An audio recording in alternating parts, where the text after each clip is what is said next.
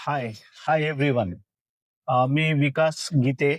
1997 ते 1999 बॅचचा स्टुडंट पण होतो. त्यानंतर इथं रिसर्च स्कॉलर्स आणि फॅकल्टी म्हणून पण जॉइन झालेलो आहे.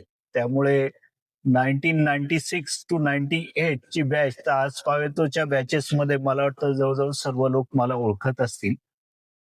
आणि मी पण बहुतांश लोकांना ओळखतो किंवा आजही माझ्या लक्षात आहेत. तुम्ही या ठिकाणी ज्या ॲक्टिव्हिटीज केल्यात त्यांच्यामधलं आपलं कॉन्ट्रिब्युशन आणि इतर गोष्टी.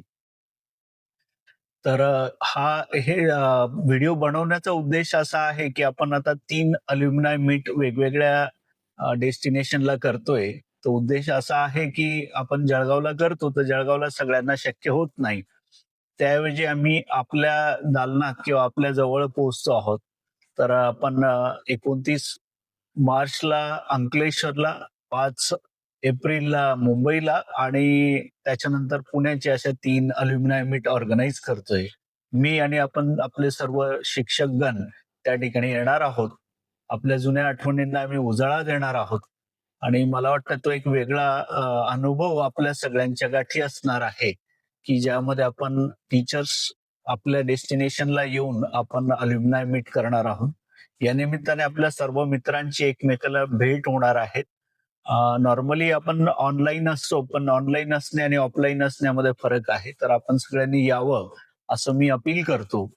आणि यात फक्त ज्युनियर्सला फायदा आहे किंवा सिनियर्सला नाहीये. या निमित्ताने तुमचे कनेक्ट्स वाढणार आहेत.